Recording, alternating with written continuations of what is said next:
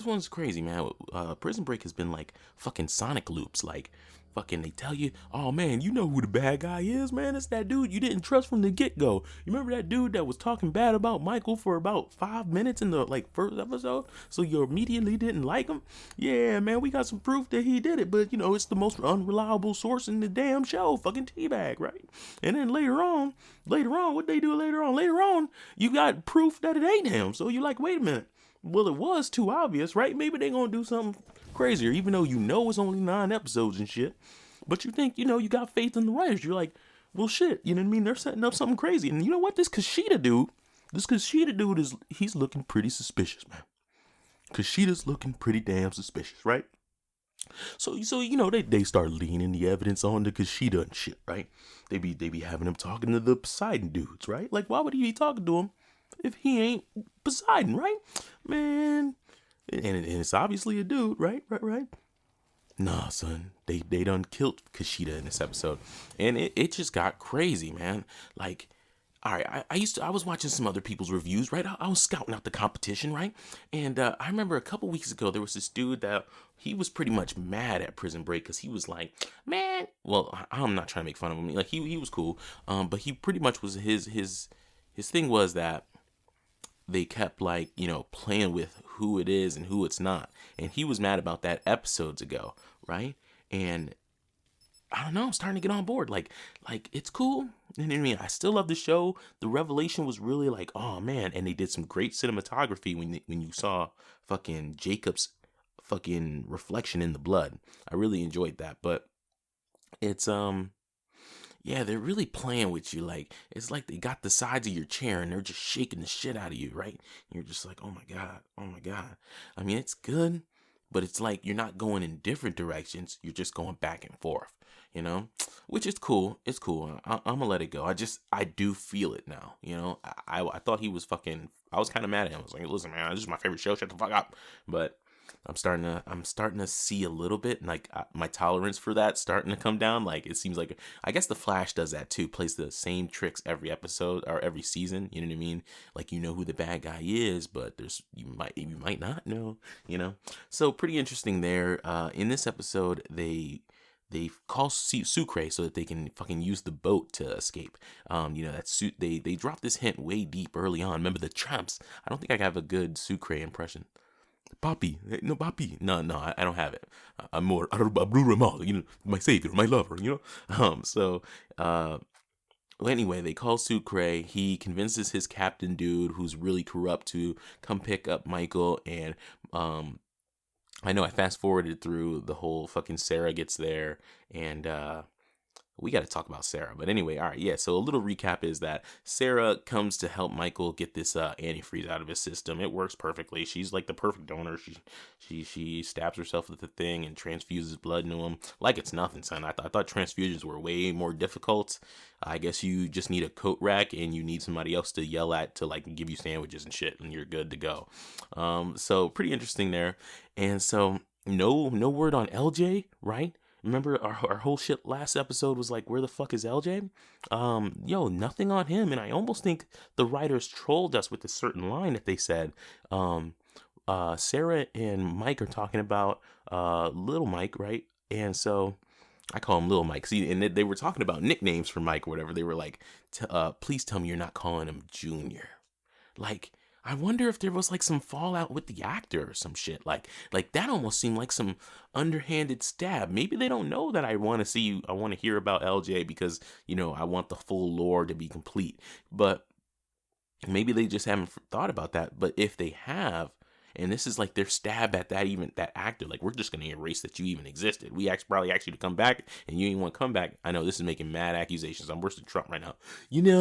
Listen. I think they asked him to come back and he didn't want to come back, so they were like, you know what, fuck that guy, right? I honestly feel that way.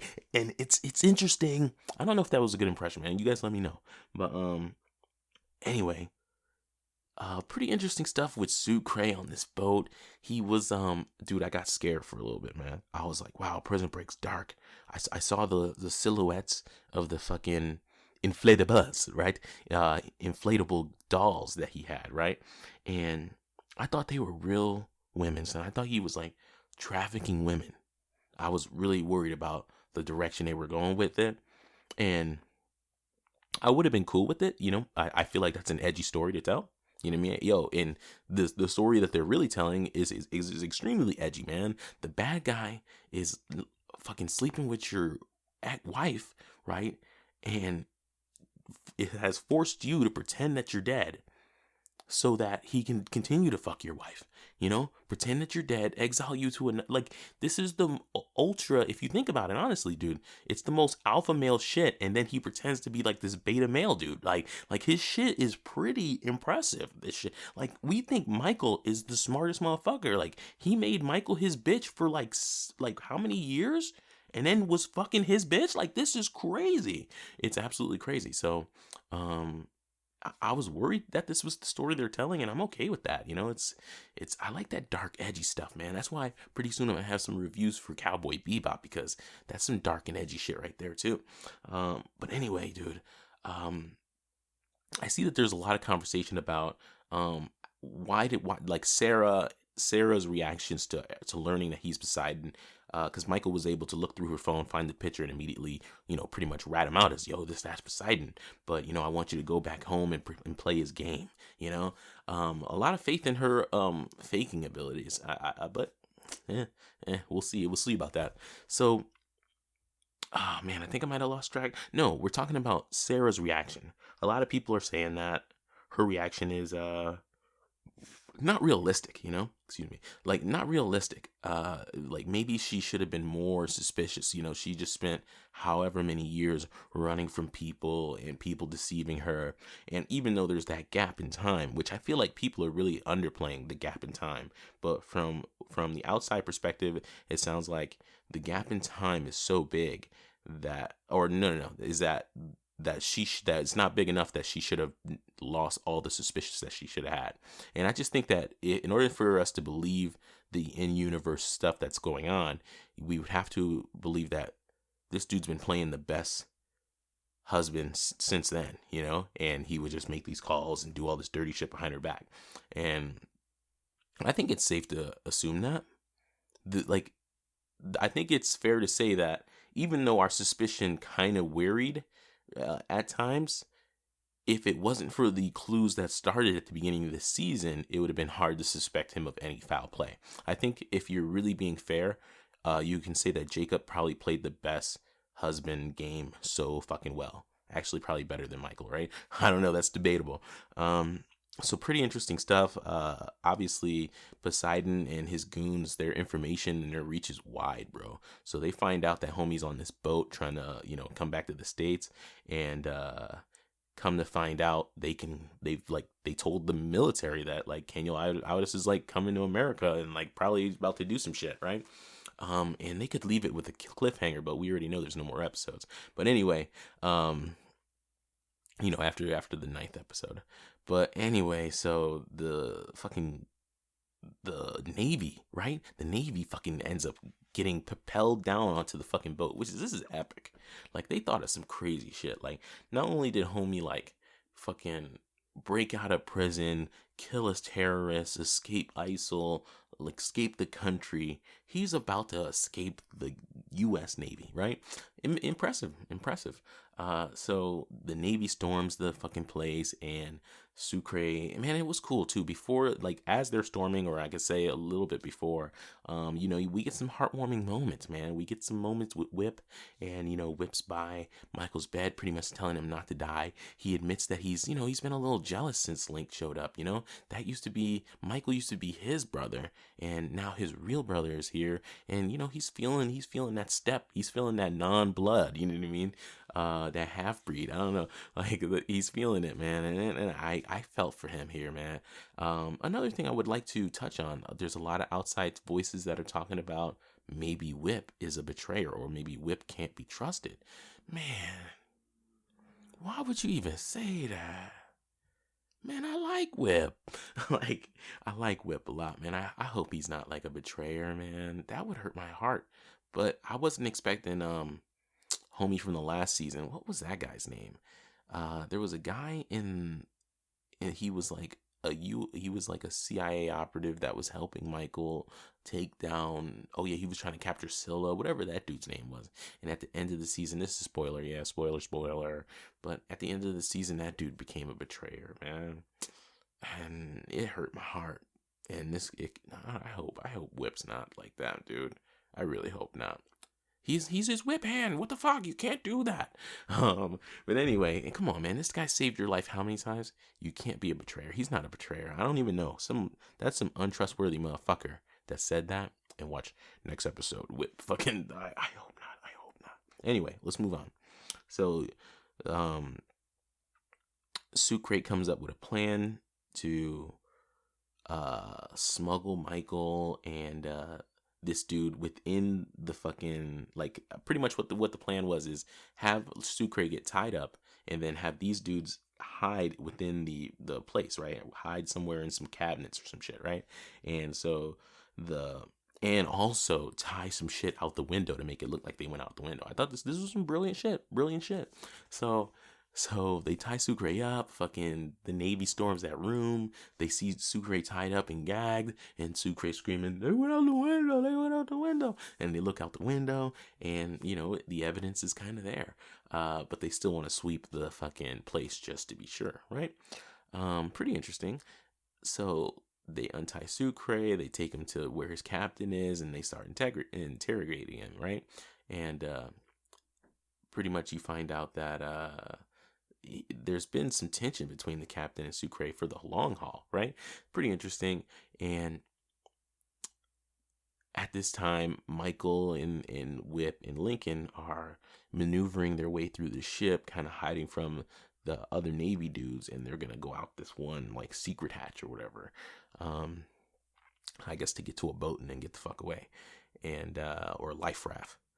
So it kind of works. Like, the Navy kind of is following them through, and the Navy does some shit where they throw some tear gas down, and I think this is where they fucked up, because if they hadn't threw the tear gas down, Michael and them would not really had nowhere to hide. They probably would have just got gunned down at the door. Wouldn't that be funny? Like, they should do like how many times it wouldn't have really worked. You know what I mean? Like, and you just see like the worst case scenarios. Like, they didn't throw the tear gas, they just came in there strong and just blasted them. But anyway, so Michael and them end up escaping. Sucre pretty much maneuvers out of his knot tied whatever, and like knocks out the captain while the Navy dudes are away, and redirects the ship into some waters that were not our nation's waters. So I guess this is what makes it so that the Navy has to leave, because technically it's like a military force in another country's waters. Maybe it's like a sign of war or some shit, so they got to get the fuck out of there. I thought that was brilliant shit too. Holy shit, right? Right, you're gonna use some bureaucracy against these motherfuckers. I thought that was nice. So they retreat, right? And once again, Poseidon and his goons, their information flow is on point, bro. Like, these motherfuckers know at the moments of these guys getting extracted off of the boat that the Navy failed in their mission and they're leaving the boat. So like, not even 2 minutes later, fucking this dude Poseidon Jacob, he's looking at a reflection of himself in the mirror, and like he presses call on his fucking phone real intense, and he fucking answers, somebody answers or whatever, and I don't know if he's trying to tell me that Jacob be like talking right to the president or some shit. I don't know what they're trying to tell me right now, but he's like, "Sir, I need your favor. I need a favor." And he's like, and this actually, now that I think about this could be huge. This could be the undoing of this guy. I don't know. But anyway, he's like, "I promise our interests are aligned." Right? And then they cut away. You don't get to hear whatever else is said. But then you just see a fucking missile come out of the fucking ocean. Or something. And, or some nation from far away. Anyway, the missile comes and it's going directly to that fucking ship. Luckily these guys have got to their escape raft, and they throw it out the fucking, and I don't even know, is it an escape raft, or now that I'm thinking about it, is it the inflatables, the fucking inflatable sex dolls? I didn't think about that, but They throw the shit out the fucking off the side, and they jump off the side, and the fucking thing comes down. The missile comes down, blows everything up. See, the cinematography was kind of clever here. You see it hit, but then everything goes white, and I guess, yeah, I respect it. You know what I mean? I guess it allows you to just get away without doing a hugely technical feat, right? When it comes to cinematography there, or just making a crazy scene, right? Anyway, pretty interesting there. After that, we do see that, Sarah's back home. She knows that Poseidon is Jacob, but she needs to like play her role, and her first thing is to get Mike to safety, right? And oh man, so she comes home and Jacob says, Mike's safe or whatever, right? He's up. No, he says that he's asleep. So she's like, all right, okay, whatever. And like, she gives him like, they do this creepy kiss. One of the, like, this kiss, like, I don't know if it was trying to symbolize how weird and creepy Jacob is. I mean, it must have been, right? It was the creepiest, longest kiss ever, and it was just like, this is it. This is him, this is the creeper in him. Pretty interesting stuff there.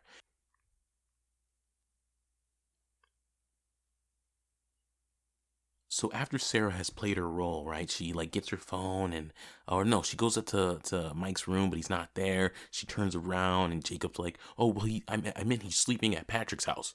That's what I meant. Like, what the fuck? All right. So right here, that's when the armor should have been like, you should have known something was up. Like, what the fuck? You just said he was sleeping. Why did you fail to tell me he wasn't sleeping in our house? Like, what the fuck? I would have said he's at Jacob's house. Cause how the fuck do you know he's or fucking Patrick's house? Cause how the fuck do you know he's sleeping? Right? So I don't know, right here, she didn't have the gun on her. So I understand, whatever. So she goes to the bathroom, turns the water on, calls up her homie Heather, right? And she tells Heather to go pick up Mike right now, right? Heather's the shit, yo. That's a down ass bitch, yo. And she's probably about to die for it, man. Yo, I mean, oh my God, it's about to get serious right now. Who knows? Maybe she's something undercover too. That'd be some dope shit, right? Because, man, like, if you really want to do comparisons to Homer's Odyssey, like, fucking Odysseus had people, he had gods disguised as people helping him out behind the scenes. So, I mean, that could just be an analogy for Sucre and all these other people, but you never know. You know what I mean? So that's really interesting. Oh, and I mean, we still got Elvis, right? We still got to talk about Elvis, which we don't get no references to Elvis. Remember, our cliffhanger for last week was Van Gogh and AW showing up at Elvis's house. So why the fuck do we have nothing about him? No follow up for that. Pretty interesting right there, right? All right, but let's go back. End of the episode because then we have to talk about suspicious and theories. So I need to wrap it up right here. But pretty much at the end of the episode, as soon as she knows that Heather has Mike, Sarah pulls a gun on Poseidon, on Jacob, and Jacob pretty much says, yo, I don't know what you're about to do, but bitch, I'm one step ahead of you. Like, he didn't say it like this, but this is how he should have said it. He should have started showing his evil side right here. He did, but he ain't do it good enough right here. He might as well have gone all out. But pretty much what he said is like, listen, I know you called Heather. I got that bitch under surveillance. Pretty much Mike's in my hands right now. You know what I mean? I don't know what the fuck you about to do. But if you care about that little dude, you know what I mean? If you don't want me to hit that piece of shit, you gonna put that gun down. Sarah definitely put that gun down, and that was our cliffhanger, right? But now we gotta rewind because we need to talk about the theories and suspicions, or like we already talked about the suspicion around Whip, but let's talk about this weird cut. This could have been just something bad, a bad cut, but no, it's so strange. It's very baffling. So there was this moment in the episode where this dude was playing with a fucking remote controlled airplane type of thing, a drone type of thing. No, it was just a remote controlled airplane. But anyway, it goes on talking about Lil Mike. Lil Mike was playing with this remote controlled airplane or helicopter, and the shit goes into the bushes, like, and I don't know, their fucking estate is fucking nice. Like, I don't know where the fuck they're living, but they got like this dope ass backyard. But then again, there's mad bushes, like real nice, Their shit's looking on point, man. I mean, what the fuck? I'm in this 2-bedroom apartment looking at that shit like, holy shit.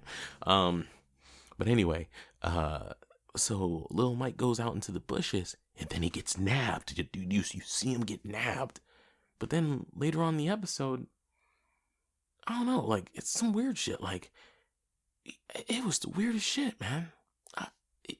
Pretty much what we're saying is, what people are saying is, who the fuck grabbed Mike? And then was that how Mike got to Patrick's? Because I could have sworn, I'm not sure if it was before or after in that episode where we saw little Mike walk up to Jacob and say, "Is that mom? Is mom coming home?" And he had some creepy little smile and some very weird stuff, man. If I had to make a prediction, if it's not a bad edit, because it doesn't really make sense, but I mean, they've been doing a lot of that this season. I mean, look how weird this season is. Like, you already know, like, this isn't just like some TV show right now. This is like a work of art. This is someone's masterpiece. Look at all the fucking references to Homer's Odyssey, one of the oldest stories ever told. You know what I mean? Like look out how, like, that's crazy how there's hidden messages in there. Like this is not just some show right now. It's more than that. Like, you know what I mean? To somebody, to me, you know what I mean? I'm trying to decipher it. You know what I mean? Like, if you're watching this deep, man, you're trying to decipher it. Something's interesting, man. So, but for that, you know what I mean? Maybe they're doing a lot of stuff, and maybe there was a bad edit with that grab, or, I mean, I would love to say teabag, but I'm pretty sure from the angle that we saw the person's hand, and it looked like Van Gogh's hand, right? Because we would have seen teabag's hand. It's metallic. And even if it was teabag, how did he get to Patrick's house at the end, or whoever the fuck Patrick is, by the end of the episode? Because she would have had to pick him up from Patrick's house, unless Heather's in on it. Because why would this dude pretty much lie about where he was? Right? Like, this Patrick dude, why is he just watching him randomly? Yeah, like, what the fuck? But then he says, I love him. I would never do nothing to him. But then he says, but I'll threaten him if you need me, if you don't fucking do what I want you to do right now. It's crazy right now. It's crazy. And I think another link to Homer's Odyssey is that I'm pretty sure that Odysseus's wife, there was people trying to get at Odysseus's wife, like in like there was like suitors or some shit, but she ain't like the suitors or some shit like that. Pretty interesting stuff, man. But this was a crazy episode. Review went on for a while, man, so I better wrap it up, man. I want some damn views, but hey, man, I want to talk to you, man. If you like this episode, man, hey, man, grandma not here today. You know what I mean? Baby, I'm always here. Okay, wait a minute. This was a good episode, and you know what? If you like that episode too, and you like my review, goddammit, you know what I mean? You better hit that subscribe button, you hit that damn like button, and shit, drop me a damn comment song. I feel so fucking lonely in the world and shit, right? Grandma, this my damn shit. You ain't even do nothing. But yo, my name's Tarfari, and I'm out.